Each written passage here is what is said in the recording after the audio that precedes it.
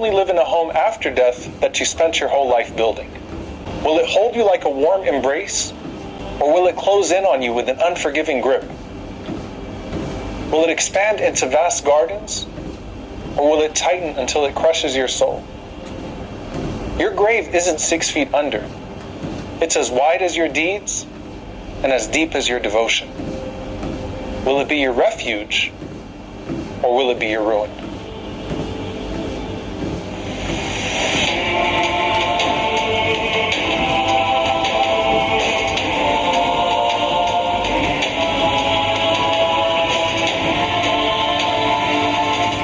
Imam Ibn Abi Dunya rahimahullah said that one of the scholars said, Libni Adama Baytan, that the son of Adam has 2 homes, one on the surface of the earth and one in the belly of the earth.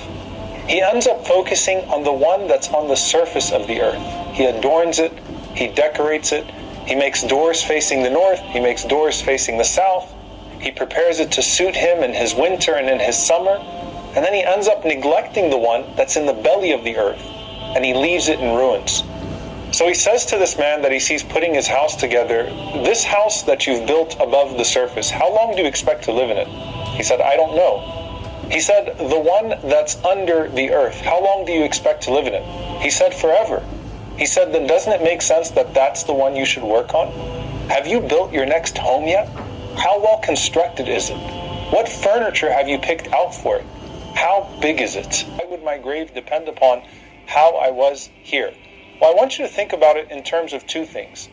Those that voluntarily leave their homes and those that are forced to leave their homes. So first think about it in terms of da'wah. Think about how many companions of the Prophet ﷺ left their homes for the sake of Allah. Like how many Meccans actually ended up dying in Medina. And if you think of the Sahaba, how many of them died all over the world spreading Islam? Like if you go to Turkey and you see the grave of Abu Ayyub al-Ansari radiallahu ta'ala anhu, what brought Abu Ayyub from the comfort of being right next to the masjid of the Prophet sallallahu alaihi wasallam to all the way in what is today Istanbul? And think about Idris alayhi salam, who actually died in the heavens because he was going up to Allah subhanahu wa ta'ala to ask how much time he had left on earth so that he could plan his da'wah accordingly. That's for people that voluntarily leave their homes for the sake of Allah subhanahu wa ta'ala. So it would be fitting that if they died far away from their homes, that Allah azza wa jal would reward them accordingly.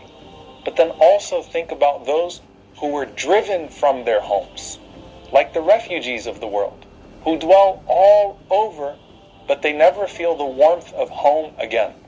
Now they have the space that was taken from them, given to them in heavenly real estate.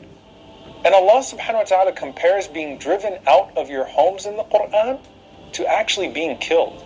So now you have those Syrian refugees, those Somali refugees, those Iraqi refugees, and those Palestinian refugees that are spread all over, that maintain the keys to their homes from when they were driven out, and they're now given a space in their new homes of the span of the entire earth that they were forced to travel. So whether what drove you out of your homes was the qadr of Allah, and you were patient in that circumstance, or what drove you out of your homes was seeking the pleasure of Allah and you were sincere in His cause, Allah does not disappoint in the repayment.